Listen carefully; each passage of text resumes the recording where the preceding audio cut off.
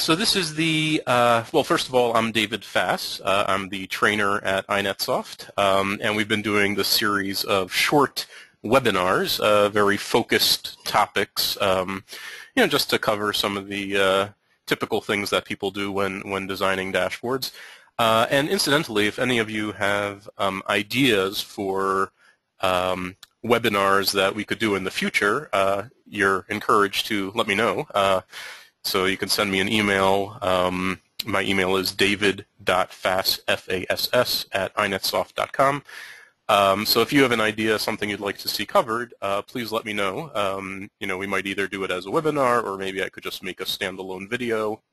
But we do need ideas, because it's not always easy to know what things are getting people exercised. So anyway, let's continue on with this webinar series, and today's topic is, let's find it, modular dashboard construction. Okay, so what do we mean by modular dashboard construction? Well, basically we mean building up a dashboard part by part using modules. Right, so this is the dashboard that we're going to do. In fact, as we'll see shortly, most of it has already been done, which is why today's class, I think, is going to be pretty short and to the point. Now, this dashboard, of course, you could build up, from the ground up. It's got a couple charts, it's got a crosstab, some gauges, and so on. And you could build this dashboard just by adding these components one after the other. Add the chart, add the gauge, add the other gauge, and so on and so forth. That would not be an example of modular construction. That would just be an example of building a dashboard. However, in many cases, you may find it handy to build up a dashboard modularly for the same reason that you would do anything in a modular fashion, for the same reason that people build cars modularly or people do programming modularly. And that's for reasons of maintainability, reusability. For example, if you build up this dashboard module by module, you could have different teams or different individuals working on the different modules. So what we'll find is that at the top of the dashboard here, this block that I'm kind of circling with my mouse, this is one module, so we could have one team developing that. And then down at the bottom here, these returns data for products that were returned. This is a separate module, and we could have a different team working on that one. And then at a later point, we could combine those into a single dashboard. So that's a nice way to distribute work. Also, what it means is that I can use those modules that I create in different dashboards. So if I'm contemplating making a series of dashboards, but when I start mapping out my plans, I realize that there's going to be some common components in all of the dashboards, then what I might want to do is factor out those components into a module, and then I can simply reuse that module in all of those different dashboards. And the nice thing about that is, of course, the fact that you don't have to keep creating the same thing again and again. You can do it once. But also, if you, in the future, make changes to that module, the changes that you make will be automatically propagated to all of the dashboards that use that module. So that's a very nice feature for maintainability. Now, there is yet another reason to do modular dashboard construction, and that is, as in the case that we're going to see here, where you have different data sources that you want to display in a single dashboard. Now, why would that lead you to doing modular construction? The reason is that, if you recall from previous classes, when you create a dashboard, which we also call a view sheet, you always base that on a single data source.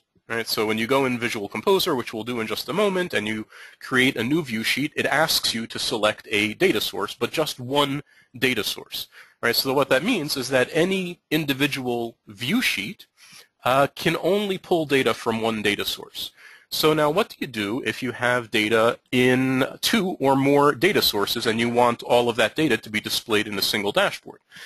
So there are 2 things you could do. The first thing you could do is you could use our data mashup tool, which is called the data worksheet. You can use a data mashup tool, and that allows you to essentially join together different data sources, and you can then create a single data source from the multiple data sources and then use that as the data source for a dashboard. That is one approach that we're not going to talk about today. But the other approach is to use modular construction, because although a individual view sheet can only be based on a single data source, you can incorporate different view sheets as modules into a larger dashboard, and that's what we're going to do here. So that's some of the motivation. Let's see the techniques, which are actually quite simple, and there's really only two tricks to know about doing this. So I'm going to find my portal. I have in the background here somewhere user portal, already up and running. Okay, and I'm going to open up Visual Composer. This, incidentally, is version 12 that I'm using, because we've finally released version 12, so this version is available now. So I'm going to use this for the all the webinars from here on out, and training for that matter. So I'm going to open up the Visual Composer, which, as we know, is our tool for creating dashboards. And I've already prepared some different parts. Okay, so I'm just expanding in the Asset panel here the dashboards, the view sheets that I've already created to save us time. So let me show you what I have here. I have a dashboard here called Returns Dashboard. And this is going to be, if you'll recall from the picture, this is going to be the bottom part of the final dashboard, right? So I've already created this. There's nothing really that interesting to tell you about this. I think all of the things that you see here we've covered in previous webinars. There's a crosstab table, there's a chart, there's a range slider, and there's a selection list, and there's a little text label up at the top. So nothing extraordinary about this module. Let's take a look at the other modules. I also created this one called Sales Dashboard. And again, the module itself is very unexceptional. There's a chart, a couple gauges, selection list, and range slider, and a text element. But the thing to note about these two dashboards, these are, I'm calling them modules, but of course they're just plain old view sheets. Just, you know, either of these could be deployed on its own as a dashboard. But what I want to point out is that these are based on different data sources. So for example, this one, the sales dashboard, if I click on the options button up here and I take a look at the data source here, you can see that this is based on a worksheet called Sales Explorer. So this dashboard is based on a worksheet called Sales Explorer. That's the data source that's providing the data for this dashboard. If I look at the other dashboard, the returns dashboard, which is this one, and I go up to options, you can see that this is using a different data source. This is using something called the return model. Right, so these are different data, effectively different data sources. Right, and so I can't, if I did want to create just a single dashboard that had all of this data from these two different view sheets, I wouldn't be able to do that simply by you know, dragging and dropping components into a single view sheet, because again, a single view sheet is always based on a single data source. So of course, like I said before, your options are to use the data mashup tool if you wanted to integrate all this, the return data and the sales data together, or to use the modular approach that we're going to show here. Okay, now there is one more module that I'm going to point out, and that is the iNetSoft logo module. And that is just a, it's basically a footer that I want to use in the dashboard. And this is the kind of thing that if you're making a series of dashboards that you might find yourself using again and again. Some, you know, some basic information, and it says also the whatever date the dashboard is being viewed. It has the appropriate date, and so on. Okay, so those are the different modules. And I've also created the beginning of a composite dashboard. So this is going to be the one that I've called here Composite Background. That's going to be my final dashboard, the one that's going to host all of the other modules. So let's take a look at that one. Did I click that? There it is. Okay, so here's the one that I'm calling Composite Background. And this is basically, I've just started my creation of the final dashboard. And there's nothing here other than a couple of images. There's one image here that has the logo.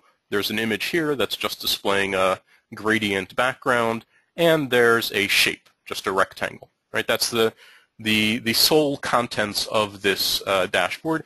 And in fact, there's no data source for this dashboard because it doesn't need one. Right? So if you go up to the options here, take a look at the data source, there is no data source because this dashboard is not displaying any data now, and it's not going to display any data in the future either because all of the data is going to be brought in from the modules. I see I have a question. Yes, this is Visual Composer for version 12.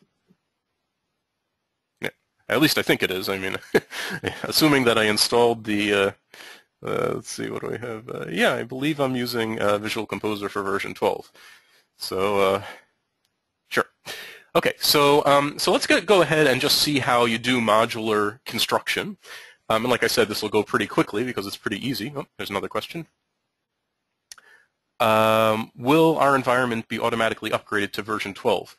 Well, I don't know what you mean by automatically, but if you mean magically, the answer is no. It's not going to upgrade itself to version 12. You would need to get the new installer, or at least the package, the jar files, and do the upgrade in order to have version 12.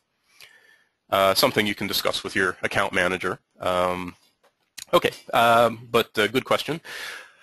Okay, so here we go. So we're going to create this composite dashboard, and what I'm going to do here, now that I've already created this, this kind of template background here, I'm going to look for the modules that I want to add. First module I want to add is this sales dashboard. So what I do is I just find that dashboard in the list and just drag it in. Right, I'm just dragging one dashboard into another dashboard. And I get the usual set of options here, move component right, move component down, blah, blah, blah. The one that I want here is the first one, move component here. And you can see that that just brings in this module, which I'm going to move around a little bit to try to get it into the right place. All right, so you can see that this is a this is the module, right? I can move it wherever I want. It is locked onto the grid, so I can only move it. In increments of the grid. And I guess I should point out that prior to starting the webinar, I laid out the background here so it would be well suited for the modules that I'm going to put in. Obviously, that's a little bit putting the cart before the horse. Typically, you would probably add the modules to the dashboard and then do the the nice graphical stuff to fit that, but to save time I did it this way. So there's our first module that provides us with our sales data, and this is fully functional, right? Even though it's being hosted within this other view sheet, I can still use it just as if I was using it standalone. And I'm going to go ahead and add the next module, which is the returns dashboard. So I grab that one, drag that in. Again, I get the same prompt. Select move here, and here's this guy. And I'm going to move him into place. Okay. So there I've got the sales dashboard and I've got the returns dashboard, and now I've got them within a single composite dashboard. So effectively, at least as far as the user of this is concerned, I've got a dashboard that's displaying data from two different data sources. Right? So again, this is a way that you can have a single dashboard display data from two different data sources. Let's go ahead and add the third module, and then we're going to deal with some issues that we'll discover here. Okay, the third module is this one. So I'm going to make a little bit of space down at the bottom. iNetSoft logo, drag that in, and there's that one. And now I've got all my modules in the dashboard. I'm just going to leave this one down here at the bottom because there's not really room for it right now. But we'll see that we're going to make room in a second. So I'm going to save what I've done so far. Now, let's take a look at some of the issues that come up. Now, the primary issue when you're building a modular dashboard is that often you will want selection elements in one module to interact with data in another module. Right? And so that leaves us in a little bit of a strange place where I can make different selections up here. For example, I can select category of games here, and now I'm looking at data just for the category of games in the top dashboard, but in the bottom dashboard, in the returns dashboard, I'm still looking at 3 different categories: games, hardware, and office tools. So there's no synchronization between these 2 dashboards, and that could certainly cause some confusion. So the first thing that you're typically going to do when you're using modular dashboards, if you want to have interactions between the modules, and shared filters. Right? So a shared filter is basically a way to tell the dashboards that when you make a selection in this category selection list, that selection should be automatically propagated to this category selection list so that the 2 view sheets, the 2 dashboards, stay in sync. Okay. So how do you do that? Now, you don't do that in the composite dashboard, right? So there's no way to set up that shared filter in the composite dashboard. What you have to do is you have to visit each of the individual modules. Okay? And so that's what I'm going to do now. I'll save what I've done here, and then I'm going to go back to the 2 modules. First of all, this one here, the sales dashboard. And what I do is I go up to the Options button in the toolbar, and under the View Sheet Options, in that dialog box, there's a tab called Filters. You click on that, and this is where you set up shared filters. And it's actually pretty easy. What you'll see is a list on the left of all of the selection elements in the dashboard. In this case, there's 2 selection elements. There's one, the selection list here, I've called Category Selector, and the range slider here, I've called Date Slider. I've already given these meaningful names, and just as a reminder, to do that, you just go to the properties for the component, and you just give it a meaningful name there. So I've already given these meaningful names, and all I need to do is I just need to set up IDs. So first of all, I'm going to, back in the View Sheet Options dialog box, add the category selector, which is the selection list, as a shared filter, and I'll just give it an ID and call it category. The ID is just an arbitrary identifier, but this provides the link between selection elements in different view sheets. Right, so if selection elements in different view sheets have the same ID, that means that they're going to be synchronized. So I'm going to call this one category, and then I'll add this date slider, and I'll just call that date. Okay. So now I've set up the shared filters for the sales dashboard, and I have to do the same thing for the returns dashboard as well. So I'm going to save that change, then go back to the returns dashboard, and here we are in the returns dashboard, and the same thing. This one also has 2 selection elements. Right? And so if I go to Options, I'm going to see those 2 selection elements there. Again, they have meaningful names because I gave them meaningful names, and I'm going to follow the same procedure. In this case, the category, this selection list is called Category List, a slightly different name than the other one, but I'm going to set the ID to be the same. So I'm just going to set the ID to be category, making it the same ID as I had for the selection list in the other dashboard. And then I'll add also the order date and just call that date. Right, so this is the key thing in getting these modules synchronized, is you have to use the same ID for the elements that you want to be synchronized with one another.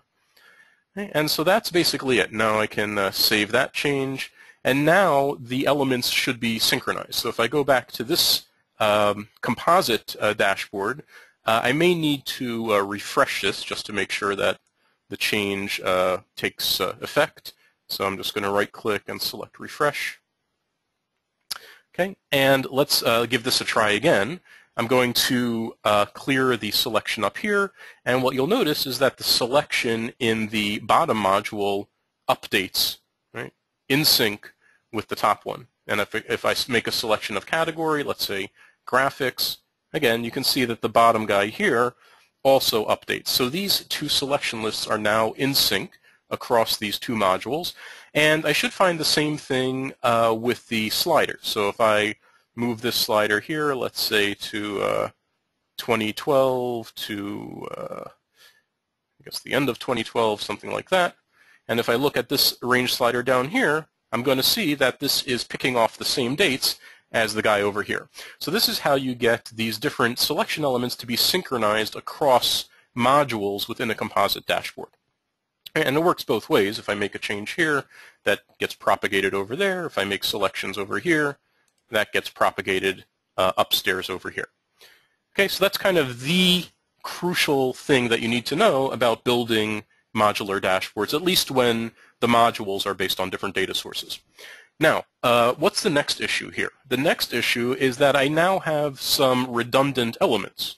Right, I've got a category selection list here, but I've also got a category selection list here. Why do I need that? Right, there's no reason. And likewise, I've got a date selector over here, but I've got a date selector over there. Again, why do I need two of those if they're both if they're both doing exactly the same thing? It's just a waste of space, and it's confusing to the user. So what I need to do is I need to hide some of these guys. Of course, I could choose to hide either set. I could hide the set up at the top, or I could hide the set down at the bottom. I think it makes more sense here to hide the set of selection elements down at the bottom here. So to do that, I'm going to go back to the returns dashboard. Right, that's where these things are defined.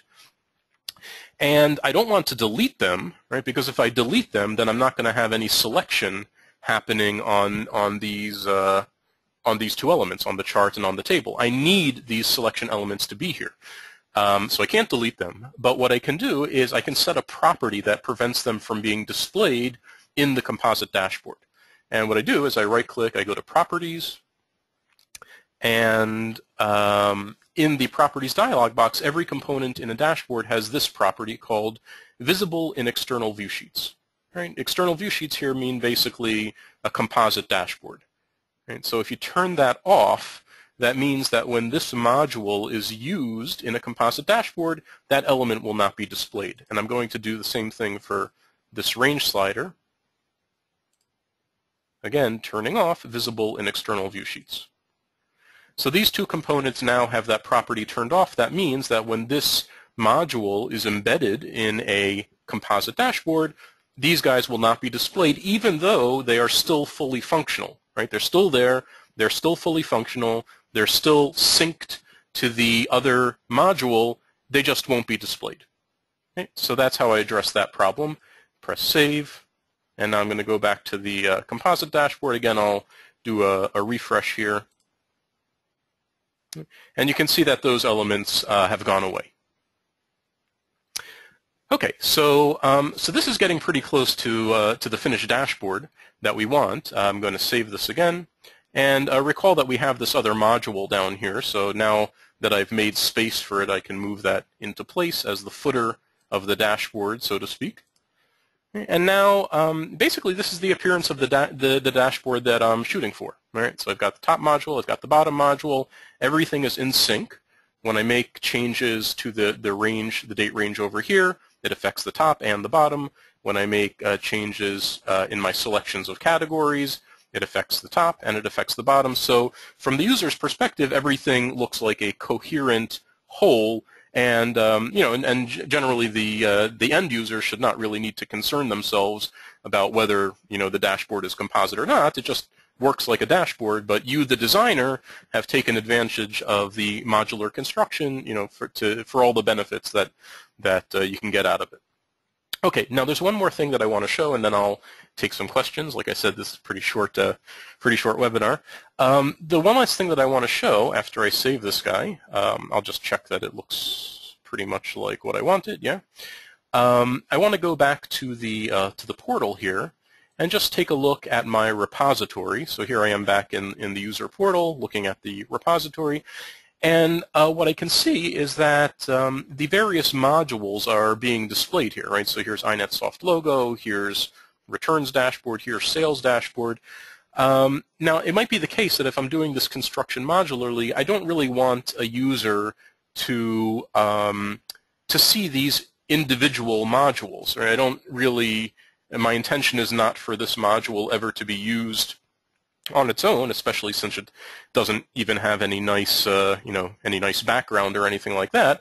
I want this only to be used in a composite dashboard. So how do I prevent the user from seeing those modules here? What you can do is you can go in the dashboard. So, for example, go to the returns dashboard, and under Options, right, View Sheet Options, there is an option called List on Portal Tree, and this will determine whether this view sheet is listed in that repository listing. So I'm just going to turn that off for my modules. So turn that off for the returns module, turn that off for the sales module, and turn that off for the iNetSoft logo module. And of course I'm saving after each change that I make. I save that. And now if I go back to the portal and refresh over here, so now I only see the one dashboard, which is the composite dashboard that we created. And if I load that up, it should look pretty much like what we, what we saw in Visual Composer, and everything should be functional here. Okay, so that's basically those are the key concepts behind creating a modular dashboard. Again, really the only three things that you need to know about creating a modular dashboard are, first of all, synchronizing the selections, and that's accomplished by using shared filters. The second thing is hiding duplicate components, and that's achieved by in the properties dialog box for the component, turning off the visible in external view sheets option for the component that you want to hide. And then finally, if you want to hide the modules from the repository listing, you can turn off the show in portal option in the view sheet options for each module that you want to hide in the repository listing. Okay, so now you know pretty much everything about constructing modular dashboards, and view sheet has expired. So let's see if anybody has any questions. That's about all I have to say, but if you have questions, feel free to type them in.